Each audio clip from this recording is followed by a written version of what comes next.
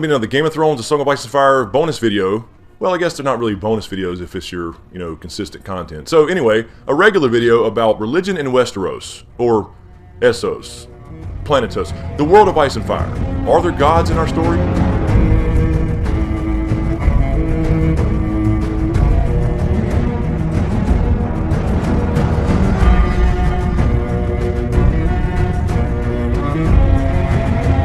Alright, so I wanted to do this quick little video because I've been saying for a long time now actually that I don't believe there are any gods in Westeros, and I've had a lot of questions about it in Q&As, etc. Now, with all that being said, I don't think we're ever going to get a definitive answer from George R. R. Martin in the books, or the TV show for that matter, about whether there are higher powers at work here. So anyway, there are a lot of religions in Westeros, and Essos for that matter, around the world as far as the world of ice and fire. I won't go into all these because I want to keep this relatively short, but I want to talk about some of the major ones. I will quickly mention a couple of the lesser religions or lesser known religions. You have a lot in Essos, but I want to talk about the major religions and a little bit of evidence to support that they may not in fact be actual gods, more likely just magic wrapped in a little mythos and ideas constructed by people to kind of put something in a box that they don't really understand. So anyway, in our story we have some of the major religions that we're aware of, and that is the Faith of the Seven. We have the Red God R'hllor, or the Lord of Light. Now of course that religion is not actually that big, it's just more known to us because of characters like Melisandre. We have the Drowned God, we have the Many-Faced God, the Storm God, and we'll get to a few of those in a minute as far as evidence. But really quickly, just for the sake of giving you guys a little more information, I'll mention a couple of these lesser known religions over in Essos. You have the religion of the Black Goat of Cahor. Now this is a little religion in Cahor where people worship an actual black goat and they require human sacrifice. You had the Valyrian religion, several different religions in Valyria and the old Valyrian freehold where the Targaryens come from, and they actually named a lot of their dragons, these old dragon lords did,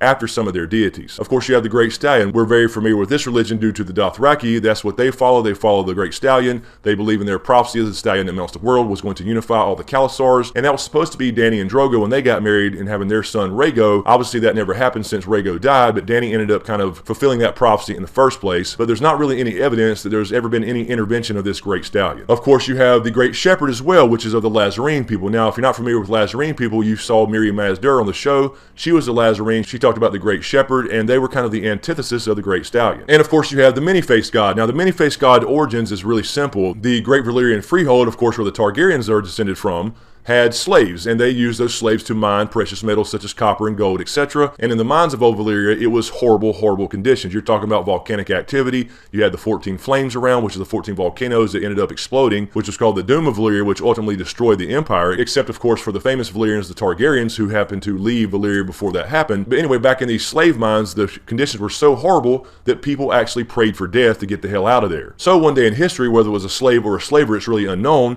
somebody started granting that wish to people. When people prayed for death, they obliged and gave it to them. So they started calling it the gift. And then of course that started to spread a little bit. Now of course at first they were only killing slaves praying for death, but then this person heard a slave not praying for his own death, but praying for the death of his master. And so this founder of the Many-Faced God religion basically said, okay, and killed the fucking master. So that's how that religion started to grow within the minds of Valyria, and they called it the Many-Faced God. We're very familiar with that based off Jack and Hagar and Arya's storyline over in the House of Black and White. And basically they don't care what religion you are, they accept that there are other religions, but they basically have the thought that, you know what, it doesn't matter what you believe or who you worship or what God you call what, in the end you're going to the same place, and that's what their religion is based off of. So it basically is death. And there's really not many moral values in that religion as well, because they are in fact a cult of assassins. Anyway, you get the idea. There are lots and lots of religions in this story, old and new. You have the Lion of Night, you have the Merlin King, you have the Weeping Woman, several religions in several different locations around the globe. But let's talk about some of the more familiar religions in our story and some evidence that they may not actually be gods at work at all. So first let's talk about the Faith of the Seven real quick. Now the Faith of the Seven was a religion where the Andals brought it over about 6,000 years before our story started. And think of the Faith of the Seven sort of like the Crusades in real life, where the Andals, a second group of men, came over to Westeros and invaded and started cutting down weirwood trees again,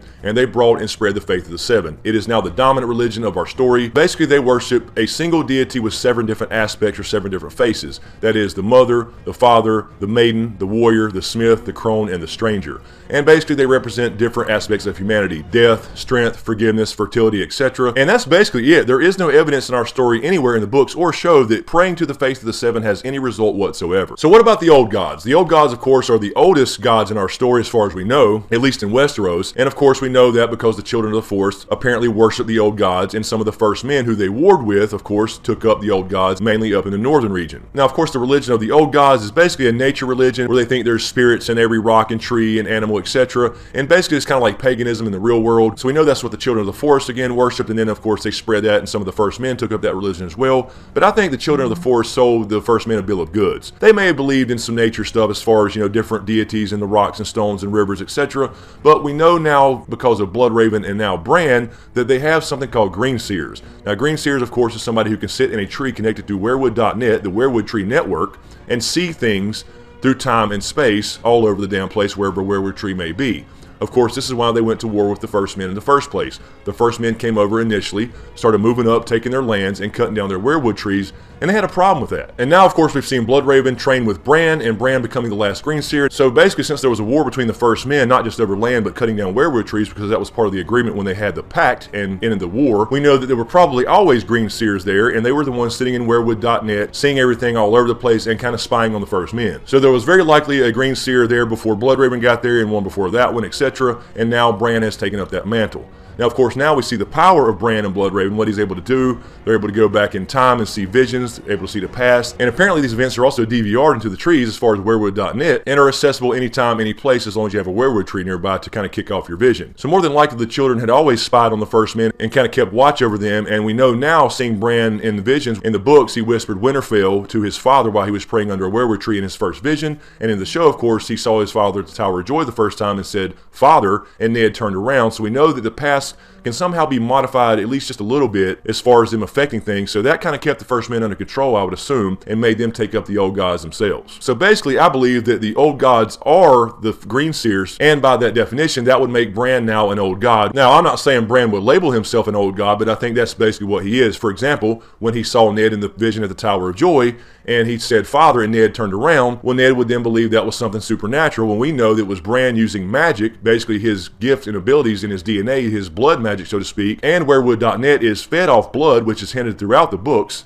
So I think basically that the old gods are essentially green seers like Bran, so Bran essentially is an old god. And that brings us to the last one we'll talk about in this little video, just to keep it short for time, and that is the religion of R'hllor, the Red God, or better known as the Lord of Light. Of course, we know this god through Melisandre. This is the one that's the most interesting because we actually see evidence that there's some kind of higher power at work here, possibly. Or is it just magic that these people can tap into, blood magic, for example, to make these things happen? Now, in the show and the books, for that matter, Melisandre says that most of the things she does requires nothing more than powders and potions, basically tricks to trick men into believing this or that, to make a fire burn a certain color, to make a fire really huge, to make people shit their pants, whatever. She basically admits that most of the stuff she does is potion just to spread the word of the Lord of Light, to try to get people to believe in the Lord of Light, being that part of her job as a priestess of the Lord of Light is to spread the word and gain new followers. Now, her and other red priests, such as Makora in the book, obviously have some kind of power. Now, they believe they get it from this so-called R'hllor character, but here's the thing. They believe and have been taught by their own religious practice that their antithesis, the enemy of the Lord of Light, has to have an enemy, right? Has to have a dark side, is the great other.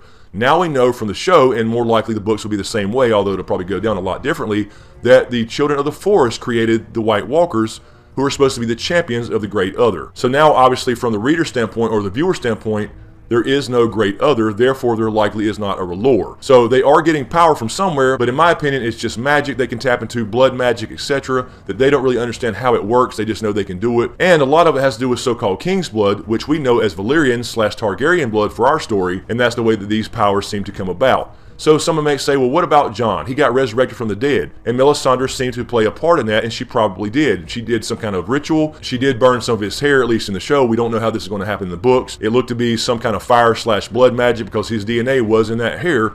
So it has something to do with his blood, obviously. Now the question is, if they had walked out of that room and she didn't say the magic words, please, would Jon have got up from that table? In other words, is it Melisandre who performed this ritual and brought Jon back to life based off some knowledge she had learned from her own religion? Or if she walked out of that room and never even tried, saying she couldn't do it, would Jon have gotten up off that table alone by himself because of his secret magical blood of being Targaryen and Stark lineage? Now that brings into question Beric Dondarrion being resurrected 6 times by Thoros of Myr. Of course, Thoros of Myr is the red priest that originally went to King's Landing. He then followed Beric Dondarrion, being his good friend. They're now in the Brotherhood Without Banners. He, of course, brought him back 6 different times, and the last time being when the Hound killed him. Now in the books, Beric has already died and given his life up to resurrect Catelyn Stark, becoming Lady Stoneheart, but in the show he's still alive.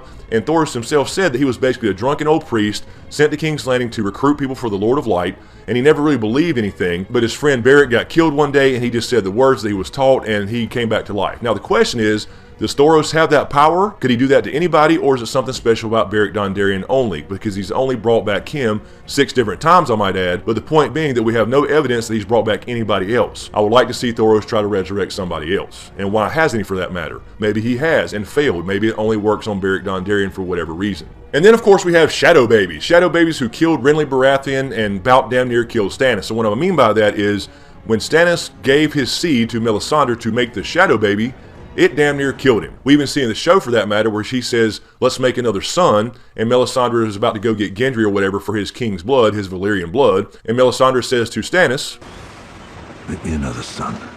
I cannot. Why? You don't have the strength. It would kill you. So now with that, is she getting this power from the Lord of Light, from some god somewhere, or is it some magic she knows? She just labels it a god, and she has to have the seed of somebody of Valyrian descent. It took Stannis having Valyrian blood to create this Shadow Baby, and she even tried to create one with Jon at the wall when she tried to start seducing him, because she could immediately sense something was special about Jon. Of course, we know now that it's been confirmed. That's because he has Valyrian blood as well, being Rhaegar's son. And of course, Melisandre also has visions and flames, and I've said this many, many times. I don't think she's seeing visions from the Lord of Light. I think she's seeing visions being sent to her somewhere, or perhaps she just learned the power through her own religious studies, being a special person herself, whatever descent she's from, apparently from Ashai. Now, in the book, she sees Bran and Bloodraven. She sees 1,000 eyes floating in the fire and a boy with a wolf's head who leans back and howls, and that, of course, represents Bloodraven and Bran, and she thinks that those two are the champions of the Great Other. Now, again, going back to my previous point, we now know that the Great Other does not exist. We know that the children created the Great Other's champions, the White Walkers, so therefore, in that sense, the children are the Great Other, although she doesn't know that, but she has labeled Bloodraven and Bran, in the books at least, the champions of the Great Other, and of course, we know now that they are essentially old gods, and they created the White Walkers, therefore in the reader's view at least, nullifying the idea of a Great Other, and therefore I think it nullifies the idea of a lore in the first place. George R. R. Martin has actually said himself that he didn't want to label anything one true God in this story. It's really for us to decide, but he's also said there's never really any true confirmation that any of these deities actually exist, which I think it kind of follows his personal beliefs, and that's what he kind of translated over to the story. I mean, Martin himself has said that basically something labeled as magic is basically something just not understood. It could be some form of technology. For example, Qyburn says to Jaime when he's fixing up his